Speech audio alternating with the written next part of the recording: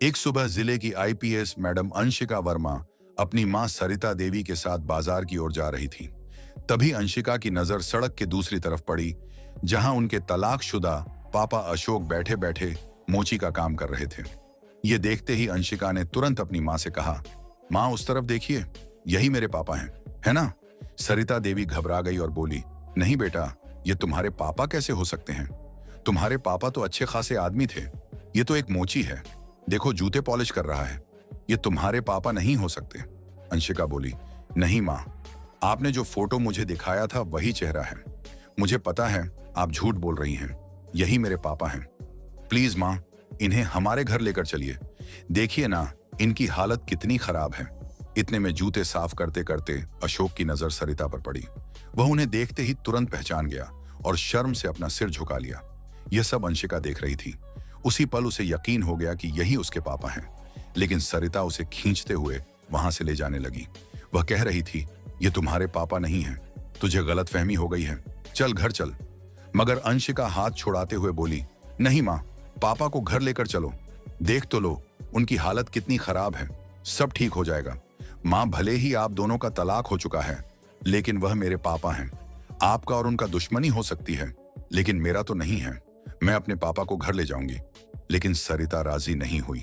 वह गुस्से से चिल्ला उठी, देखो, अगर तुम उन्हें घर लेकर जाओगी तो मैं तुम्हारे साथ नहीं रहूंगी। अगर तुम्हें अपने पापा चाहिए तो मुझे भूल जाओ, ज्यादा जिद मत कर, ये तुम्हारे पापा नहीं हैं। सरिता अंशिका को जबरदस्ती खींचते हुए घर ले आई। अंशिका मजबूरी में कुछ नहीं कर सकी और मां के साथ चली गई। उधर अशोक यह सब देख रहा था। उसके मन में यही ख्याल घूम रहा था, मेरी बेटी कितनी बड़ी हो गई है। काश मेरी बेटी मेरे पास होती तो शायद मेरी ऐसी हालत ना होती। खैर, कहीं ना कहीं गलती मेरी ही है, मेरी ही वजह से आज मैं इस हाल में जी रहा हूं। वह यह सोचते हुए फिर से अपने काम में लग गया। घर आकर अंशिका ने मां से पूछा, मां, आप झूठ क्यों बोल रही हैं? वही मेरे पापा हैं, आप उन्हें घर क्यों नहीं लाना चाहती? मुझे अपने पापा से मिलना है। लड़ाई अगर आप दोनों की हुई है, आप दोनों के बीच दुश्मनी है, तो आपका रिश्ता खत्म हो गया। मेरा थोड़ी हुआ है, मैं अभी भी उनकी बेटी हूं। मुझे अपने पापा से मिलना है। प्लीज माँ, मुझे मेरे पापा से मिलने दीजिए। अंशिका ने आगे कहा, माँ बताइए ना, आप दोनों के बीच क्या हुआ था जिस वजह से आप लोगों का तलाक हुआ? मुझे तो कुछ याद नहीं है, लेकिन अगर आप बता देंगी तो शायद मैं उन सारी चीजों को सुलझा दूं और हम सब फिर से नई जिंदगी शुरू कर सकें। प्लीज माँ, मुझे बता दीजिए, मैं अपने पापा को इस हालत में नहीं देख सकती। मैं एक आईपीएस अफसर हूं और मेरे पापा आज मोची का काम कर रहे हैं। यह मुझे बिल्कुल बर्दाश्त नहीं है। अगर आप पापा को घर नहीं लाएंगी और आप दोनों के बीच की दूरियां खत्म नहीं होंगी, तो मैं भी इस घर में नहीं रहूंगी। अब फैसला आपके हाथ में है, आपको जो करना है कीजिए, लेकिन मुझे अपने पापा को घर लाना ही है। फिर सरिता देवी बोली, तुझे जो करना है कर ले बेटा, मगर मैं उसे घर नहीं लाऊंगी। तुझे इस घर में रहना है या नहीं, ये तेरा फैसला है, लेकिन मैं उस आदमी को इस घर में कभी नहीं लाऊंगी। मैं बुझी हुई आग को फिर से जलाना नहीं चाहती। अगर तू मेरे साथ नहीं रहना चाहती तो अलग बात है, वैसे भी तेरे पापा ने मुझे छोड़ दिया था। अब अगर तू भी मुझे छोड़ना चाहती है तो छोड़ दे, लेकिन मेरा दिल नहीं चाहता कि वह मेरे घर आए। बेटी, तुम समझती नहीं हो, ये बात इतनी गहरी है कि तुम्हें समझा भी नहीं सकती। यह कहकर सरिता चुप हो गई। अंशिका मन ही मन सोचने लगी, आखिर इतनी बड़ी कौन सी बात हो गई कि माँ आज तक नहीं मान रही हैं? क्या मेरे पापा इतने बुरे इंसान थे जिस वजह से माँ के दिल में इतना गुस्सा है? लेकिन क्यों? क्या ऐसा हो सकता है कि माँ चाहती ही ना हो कि मैं पापा को घर लाऊं? क्या वह चाहती है कि मैं भी इस घर को छोड़ दूं? लेकिन क्यों? माँ मुझे इग्नोर कर रही हैं, मुझे छोड़ने की धमकी दे रही है, पर पापा को घर नहीं लाना चाहती। आखिर इतनी बड़ी कौन सी बात है? मुझे तो पता करनी ही पड़ेगी कि किस वजह से माँ इतनी गुस्सा है कि मुझे भी छोड़ देंगी, लेकिन पापा को घर नहीं लाएंगी। वह यही सब सोच रही थी। दूसरे दिन अंशिका चुपके से खुद अशोक से मिलने के लिए निकल पड़ी। सरिता को बिल्कुल भी अंदाजा नहीं था कि उनकी बेटी कहां गई है। उन्हें लगा कि शायद वह ड्यूटी पर होगी, लेकिन आईपीएस अंशिका अपने पापा से मिलने बाजार की ओर निकल चुकी थी। वह जैसे ही बाजार पहुंची, देखा कि उसी जगह पर उनके पापा फिर से जूते पॉलिश कर रहे हैं। अंशिका तुरंत पास जाकर खड़ी हो गई और बोली, आपका नाम क्या है? अशोक ने जवाब दिया, मेरा नाम अशोक है। फिर अंशिका बोली, आप रहते कहाँ हैं? अशोक बोला, मेरा कोई घर बार नहीं है, मैं यहीं सड़क पर रहता हूँ, मेरा कोई नहीं है। यह सुनकर अंशिका की आंखों में आंसू आ गए। वह बोली, आप मुझे पहचानते हैं? अशोक ने शर्म से सिर झुकाते हुए कहा, नहीं, मैं आपको नहीं जानता। आप कौन हैं? मुझे क्या पता? अंशिका मन ही मन सोचने लगी, पापा झूठ क्यों बोल रहे हैं? मुझे तो पहचानते होंगे क्योंकि उस दिन मां के साथ उन्होंने मुझे देखा था। वह फिर बोल पड़ी, आप मुझे जानते नहीं हैं। मेरा नाम अंशिका है। याद कीजिए, शायद जानते होंगे। कहीं ना कहीं तो आपने मुझे जरूर देखा होगा ना? अशोक बोला, नहीं बेटा, मैंने तुम्हें कहीं नहीं देखा है। मुझे सब याद है और मुझे यह भी नहीं पता कि अंशिका कौन है। हाँ, हो सकता है तुम मुझे जानती हो, लेकिन मैं तुम्हें नहीं जानता बेटा। यह सुनकर अंशिका को थोड़ी राहत मिली, क्योंकि वह अपने पापा के मुंह से बेटा शब्द सुनना चाहती थी। सुनते ही वह बोली, आप मेरे पापा हैं। आप झूठ बोल रहे हैं। मुझे पता है कि मेरी मां से आपकी शादी हुई थी और मैं आपकी बेटी हूं। मुझे नहीं पता कि आप दोनों के बीच क्या हुआ, किस वजह से रिश्ता टूटा, लेकिन अब मैं आप दोनों को एक साथ देखना चाहती हूं। मेरा सपना है कि मेरी मां और पापा फिर से एक साथ रहें। यह सुनकर अशोक घबराते हुए बोला, आप ये सब क्या कह रही हैं? मेरी तो शादी भी नहीं हुई। आप शायद किसी और के बारे में बात कर रही होंगी। मैं किसी का पापा नहीं हूं।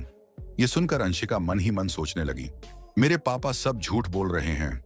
माँ और पापा दोनों ही मिलना नहीं चाहते, मगर मैं तो इन्हें मिलाकर ही रहूंगी। वह फिर से बोली, देखिए, मुझे पता है कि आप मेरे पापा ही हैं और मैं आप दोनों को मिलाकर रहूंगी, चाहे आप लोग जितना भी दूर भागे। चलिए मेरे साथ घर चलिए। आप ये सब क्या कर रहे हैं? आपको ये शोभा नहीं देता। मैं एक आईपीएस हूं और एक आईपीएस की बेटी के पापा इस तरह का काम नहीं करते। प्लीज पापा, घर चलिए।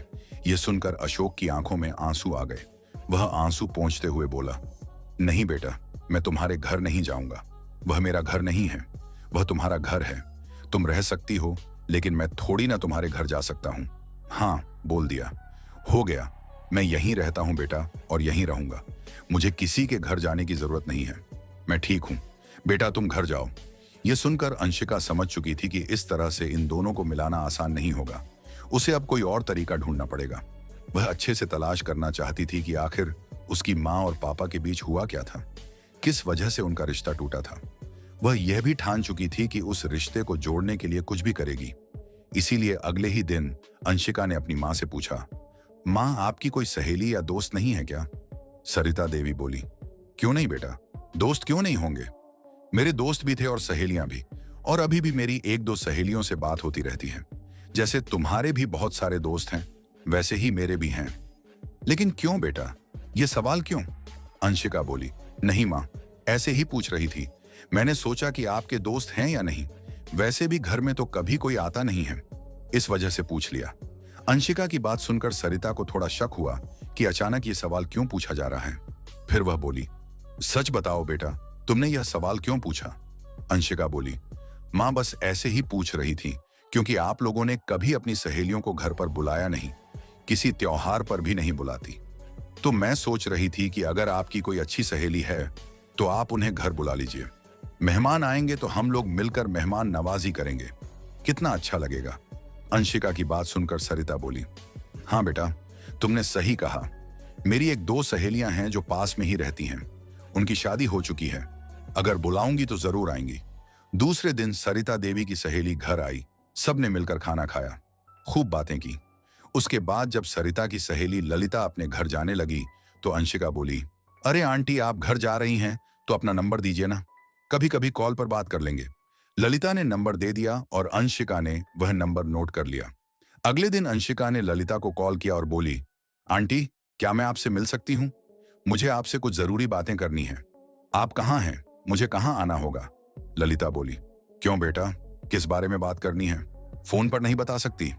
अंशिका बोली, नहीं आंटी, ऐसी बात नहीं है, लेकिन मैं आपसे मिलकर ही बात करना चाहती हूँ। यह बहुत जरूरी है। क्या मैं आपके घर आ जाऊं? ललिता ने कहा, हाँ बेटा, अगर घर आना चाहती हो तो आ जाओ, जो भी बात करनी है कर लेंगे। अंशिका ललिता के घर गई और उनसे पूछने लगी, आंटी मुझे यह बताइए कि मेरी माँ और पापा का तलाक क्यों हुआ? क्या वजह थी कि दोनों अलग हो गए और मेरे पापा की हालत इतनी खराब क्यों हो गई कि वह सड़क पर बैठकर जूते पॉलिश करने लगे? यह सुनकर ललिता ने बताना शुरू किया, जब तुम्हारी माँ और पापा की शादी हुई थी तो शुरू का 1 साल सब कुछ बिल्कुल ठीक था। फिर तुम्हारा जन्म हुआ। तुम्हारे जन्म के 1 साल बाद जिस कंपनी में तुम्हारे पापा काम करते थे, वहीं एक लड़की थी। तुम्हारे पापा का उस लड़की से अफेयर चलने लगा। यह रिश्ता लगभग 2 साल तक चला। उस लड़की ने तुम्हारे पापा को बहुत लूटा। ना जाने किन किन तरीकों से उसने तुम्हारे पापा के सारे पैसे ले लिए। यहां तक कि तुम्हारे पापा इतने पागल हो गए थे उस लड़की के चक्कर में कि उन्होंने अपनी कुछ संपत्ति भी बेचकर उसे दे दी। लेकिन तुम्हारी मां को यह सब बिल्कुल भी नहीं पता था। जब तुम्हारी उम्र 4 साल की हुई तब तुम्हारी मां को उस लड़की के बारे में सच्चाई पता चली। इसके बाद तुम्हारी मां और पापा के बीच नफरत पैदा होने लगी। धीरे धीरे नफरत इतनी बढ़ गई कि दोनों एक दूसरे का चेहरा देखना भी पसंद नहीं करते थे। इसी वजह से तुम्हारी मां ने तुम्हारे पापा से तलाक ले लिया। तुम्हारे पापा की हालत पहले बहुत अच्छी थी, लेकिन अब जो हालत है वह सिर्फ उनके अपने कर्मों की वजह से है। यह सुनकर अंशिका की आंखों से आंसू बह निकले। वह रोते हुए बोली, आंटी, मुझे अपने पापा को घर लाना है। मुझे मेरी माँ और पापा को एक साथ मिलाना है। मैं अपने पापा को इतनी दुखी हालत में नहीं देख सकती। क्या आप मेरी मदद करेंगी ताकि मेरे पापा और मेरी माँ एक हो जाएं? ललिता बोली, हाँ, मैं तुम्हारी मदद करूंगी, लेकिन कैसे? तुम्हारी माँ तो अशोक से बहुत नफरत करती है। वह तो उसे कभी अपना मानेंगी ही नहीं। अगर मैं कभी तुम्हारी माँ से इस तरह की कुछ बातें करती हूँ तो वह मुझे बहुत डांटती है और साफ कह देती है कि उनके सामने मैं उसका नाम भी जुबान पर ना लूं। अब मैं क्या कर सकती हूँ? अंशिका बोली, आप कर सकती हो। चलिए आज ही दोनों मिलकर पापा के पास चलते हैं और उन्हें घर लाते हैं। मानने वाले तो वे आसानी से नहीं हैं, लेकिन उन्हें मनाना ही पड़ेगा। उन्हें राजी करना पड़ेगा कि घर जाना ही होगा। शायद वह घर आ जाए। ललिता बोली, ठीक है, अगर तुम चाहती हो तो चलो, कोशिश करके देखते हैं क्या होता है। फिर दोनों मिलकर अशोक के पास पहुंचते हैं। ललिता बोली, देखिए, मैं समझती हूं कि आप किस हालत में हैं। मैं जानती हूं कि आपका मन नहीं है, लेकिन अपनी बेटी के लिए तो आप घर जा सकते हैं।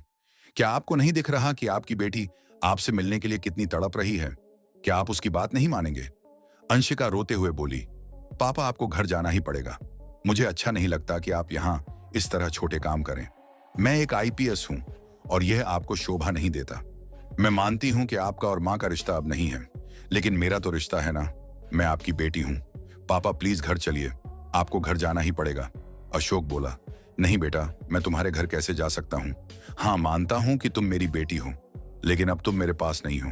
कानून के मुताबिक तुम अब सिर्फ सरिता की बेटी हो और तुम वहीं खुश हो। मैं तुम्हें खुश नहीं रख सकता बेटा। मेरी इतनी हैसियत भी नहीं है कि तुम्हारी माँ के साथ फिर से जिंदगी बिताने के लिए तुम्हारे साथ जाऊं। तुम यह सब भूल जाओ और अपना काम करो। अंशिका मन ही मन सोचने लगी, पापा को घर ले जाने के लिए कुछ ना कुछ झूठ तो बोलना ही पड़ेगा, तभी वह मानेंगे। वह बोली, नहीं पापा, आप गलत कह रहे हैं। आप मेरे पापा हैं और मैं आपको अपने घर लेकर जाऊंगी। वैसे भी माँ ने आपको बुलाया है। फिर बोली, अब सब राजी हैं। प्लीज पापा, घर चलिए। हम लोग अब खुश रहेंगे। कोई गलती नहीं होगी। हम लोग फिर से नई जिंदगी शुरू करेंगे। आप प्लीज मेरे साथ घर चलिए। अंशिका झूठी बात कहकर अपने पापा को मना लेती है कि माँ ने उन्हें घर बुलाया है। ये सुनकर अशोक मान जाते हैं और तीनों मिलकर घर चले जाते हैं।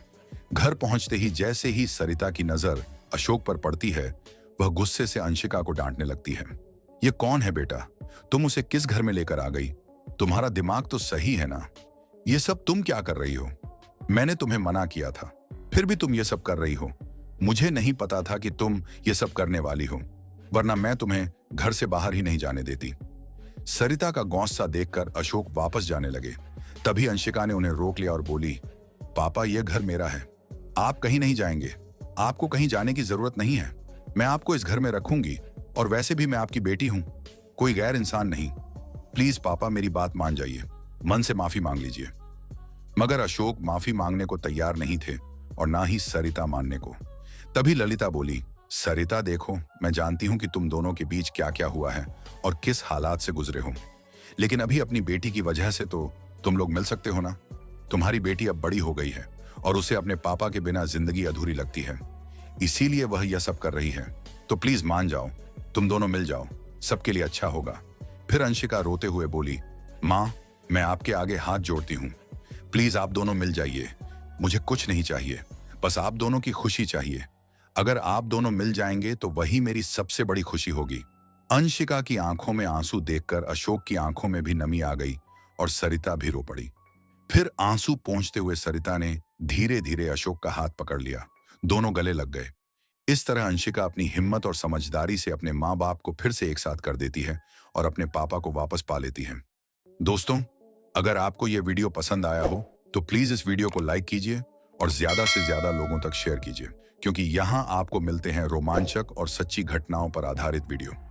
दोस्तों, आप लोग कहां कहां से और किस देश से ये वीडियो देख रहे हैं, हमें कमेंट में जरूर बताइए।